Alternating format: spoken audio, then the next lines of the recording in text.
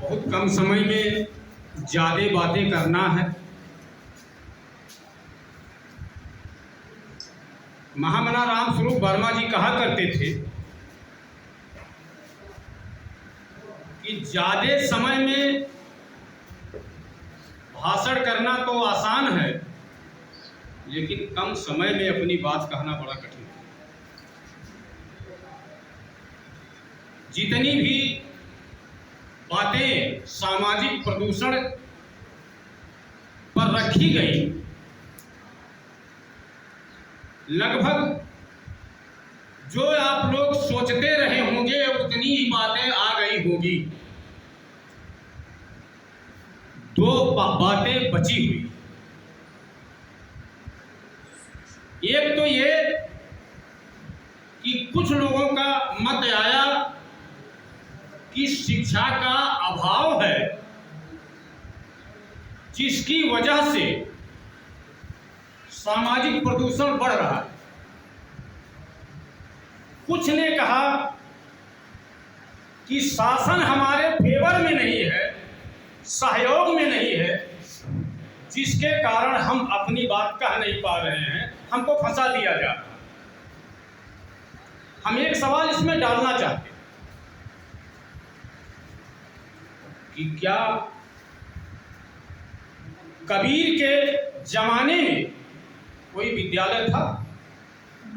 नहीं था।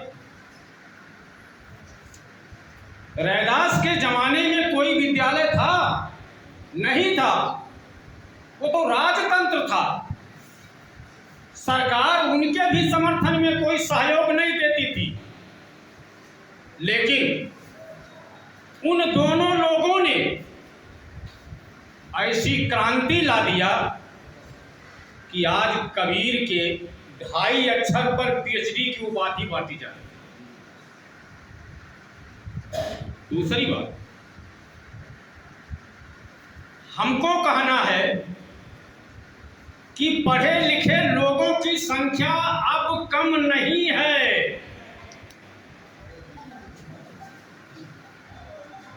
फिर भी हम अंधविश्वास और पाखंड से दूर नहीं हो पा रहे।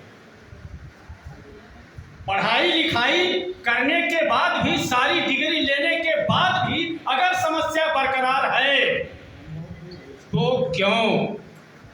और सबसे ज्यादा पढ़ा लिखा आदमी पाखंडी। आप शहरों की तरफ जा करके नजर उठा करके देख लीजिए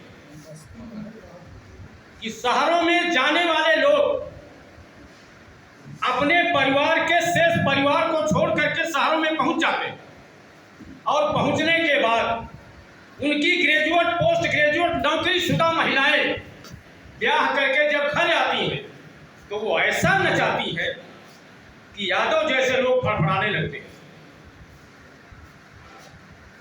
ये सारी समस्याएं खत्म कैसे हो?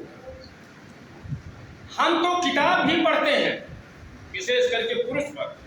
पुरुष वर्ग किताब पढ़ता है, पुरुष वर्ग भाषण सुनता है, पुरुष वर्ग पिक्चर देखता है, पुरुष वर्ग लाठी खाता है, पुरुष वर्ग शास्त्रार्थ में समय देता है। क्या ये समाज केवल पुरुषों से चलेगा? अकेले पुरुष चला लेगा? ये पूरा समाज, पूरी व्यवस्था अकेले? क्यों सर, बंद कर दे। बोलिए। ये पूरी व्यवस्था केवल अकेले पुरुष बदल देगा? नहीं बदल पाएगा। इसलिए पूरी जनसंख्या की आधी आबादी हमारे महिलाओं की है, और जब तक ये 3 घंटे का कार्यक्रम, 5 घंटे का कार्यक्रम हमारी महिलाएं नहीं सुनेगी, तब तक ये समाज बदलने वाला नहीं है। चाहे ये पुरुष, पूरा देश का पुरुष वर्ग आईपीएस और आईएएस पीएचडी होल्डर क्यों ना हो जाए, अगर उनके घर की महिलाएं नहीं बदली तो समाज नहीं बदलेगा। और जो हम शासन की व्यवस्था पर गुस्सा करते हैं, हमको गुस्सा नहीं करना चाहिए। इसलिए कि अभी बात आई कि राजनीति करने वाले किसी भी दल में राजनीति करें, लेकिन एक विचारधारा के लोगों को एक जगह इकट्ठा हो जाना चाहिए। ऐसे कैसे हो जाएगा?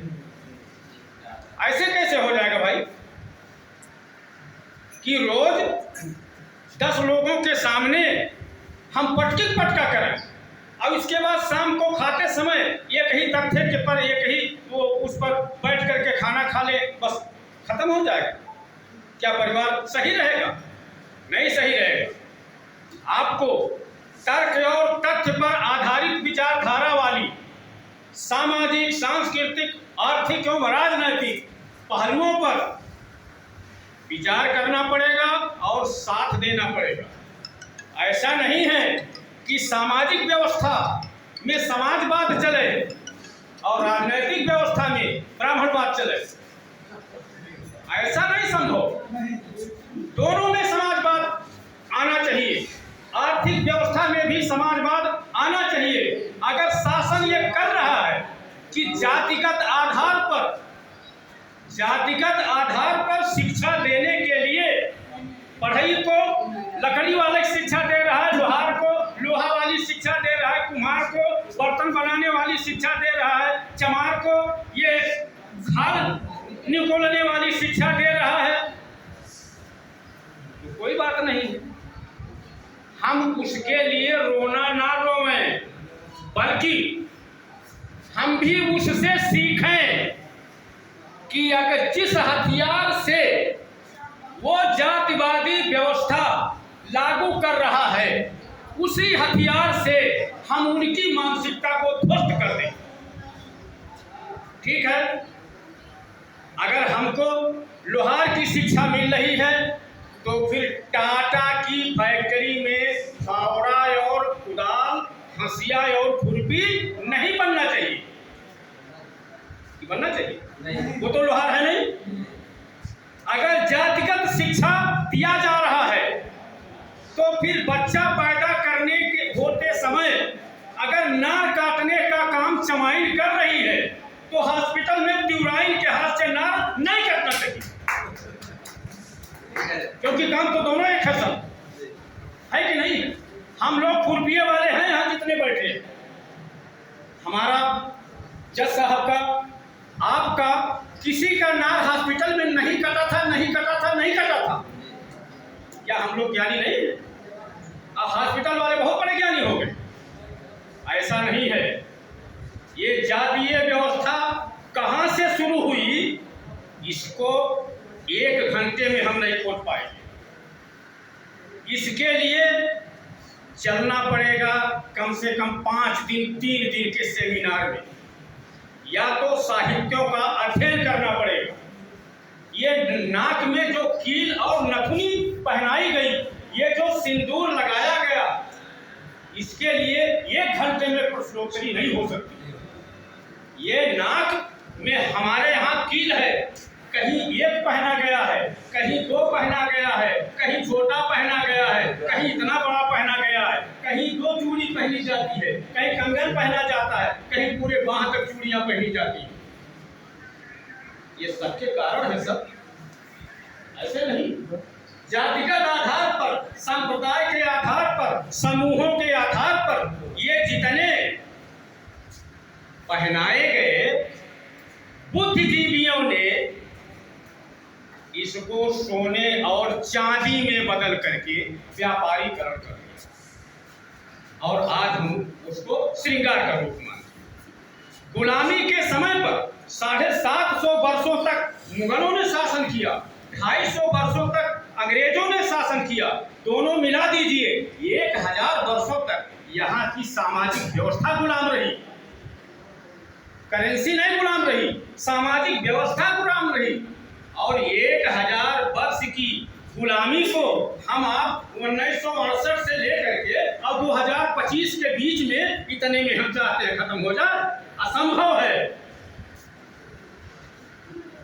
1857 से लेकर के 1947 तक की लड़ाई लड़ी गई, 90 वर्ष लगे, तब 1000 साल की गुलामी खत्म हुई। हम यहाँ जातिगत उत्पत्ति कहां से हुई, ये 5000 वर्ष पुराना मामला है और 5000 वर्ष की गुलामी को जानने और समाप्त करने के लिए 5 पीढ़ी लगाना पड़ेगा, तब जाकर के मानववाद आएगा। इतना धैर्य रखना पड़ेगा। और यही धैर्य कबीर ने रखा, यही धैर्य रैदास ने रखा, यही धैर्य तथागत बुद्ध ने रखा, यही धैर्य सावित्रीबाई फूले और ज्योतिबा फूले ने रखा। यही पिक्चर चली गई और 1 महीना भी नहीं चल पाई। मैं तो देख करके आया था पूरे परिवार से, आधा हाल भी नहीं भरा जाता था। क्या पढ़े लिखे लोग शहरों में नहीं है? आउट है। सब लोग सोचते रहे कि बस 2 महीना बाद यूट्यूब पर आ जाए, का कर जाए वहां 200 रुपया 250 रुपया, क्यों गलत कर रहे हैं? इसलिए अगर आपको स्कूल का दोष देना है तो देते रहिए। हम कहते हैं जब बच्चा पैदा होता है, आपकी बेटी भी पैदा हुई होगी, बेटा भी पैदा हुआ होगा, उसको मामा को शब्द कौन रटाता है? माँ बाप। चाहे वो पीएचडी किया हुआ माँ बाप हो और चाहे अंगूठा लगाने वाले माँ बाप हो, मामा रटवा देती है। माँ रटवा देती नहीं, मामा रटवा देता है बाप। अगर सारे रिश्ते को, सारे खाद्य पदार्थों को पहचानवा देते हैं माँ बाप, चाहे वो पढ़े लिखे हो चाहे अनपढ़ हो, तो ये समाज भी बदलने में जब तक हम बच्चे को नहीं पढ़ाएंगे, बच्चे को नहीं बताएंगे, पत्नी को नहीं बताएंगे, तब तक हम कुछ परिवर्तन नहीं कर पाएंगे। दिवाली के बदले में जब तक अपनी पत्नी को, अपनी माँ को, अपनी बहन को दूसरा त्योहार नहीं पकड़ाएंगे, तब तक कुछ छोड़ेगी नहीं। आप अपने बच्चे से कष्ट ले लीजिए, ये खिलौना छीनने के लिए जब तक आप उसके पास दूसरा खिलौना नहीं देंगे तो पहला खिलौना छोड़ेगा नहीं। आप मार करके रुला दीजिए, जबरदस्ती छीन। ऐसे माँ है, ऐसे बहन है, ऐसे पत्नी है। ये ब्राह्मणवादी त्योहारों को समाप्त करने के लिए, उसको छोड़वाने के लिए आपको होली, दशहरा, दिवाली, करवा चौथ, नाग पंचमी, इन सब के विकल्प में आपको कोई त्योहार देना पड़ेगा। जो साड़ी आपकी बहन राखी बांधने के समय पाती है, उस साड़ी को उससे मत छीनिए, बल्कि दिल बदलिए। और ये हम जितनी बातें बोल रहे हैं, ये हमारे यहाँ होता है। 1978 से हमारे यहाँ ना कथा हुआ है और 8 शादियां हुई हैं हमारी शादी लेकर के। सन 78 में हमने ब्राह्मण का बहिष्कार किया और मंत्रोच्चार का बहिष्कार किया। कक्षा 8 में पढ़ रहा था। और ये चौधरी साहब जानते हैं, ये जो भी पटेल जी बताए हैं, ये तीसरी नौकरी थी। हमने उस समय विरोध किया था उन व्यक्ति का जिनका लोग भजन गाते थे। उसी समय मैंने लिखा था कि हमका धोखा मिला काशीराम से, लिखा था नहीं, 92। लेकिन पटेल जी चुनाव लड़ रहे, सिंगारी देवी को चुनाव लड़ा, उसी समय मैंने लिखा कि हमको धोखा मिला काशीराम से। जितने वाम से और बीएसपी के लोग थे सब गाली देते। लेकिन अब कब समझ पाए लोग, जब सब कुछ चला गया, सब कुछ लुटा के होश में आए तो क्या हुआ। दिन में अगर चिराग जलाए तो क्या हुआ, लगा के खुद ही घर में आप तमाशाई बन गए, 16 से दामन को छुपाए तो क्या हुआ। क्या ऐसे ये सब जानिए कि शूद्र का दुश्मन जाति है और न दूजा कोई। शूद्र का दुश्मन जाति है, इसमें एससी, एसटी, ओबीसी हम बड़े आधारित शब्द का प्रयोग कर रहे हैं। ब्राह्मण, क्षत्रिय, वैश्य, शूद्र। शूद्र का दुश्मन जाति है और न दूजा कोई।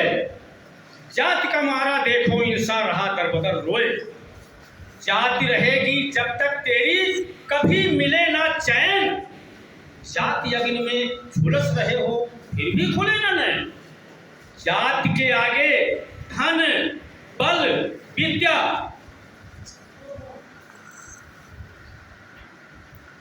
जगजीवन राम चमार जाति के थे और उस समय धन के मामले में सबसे बड़े माने जाते थे। और उप प्रधानमंत्री, रेल मंत्री, रक्षा मंत्री जैसे पदों पर आसीन थे। लेकिन जब वो मंत्री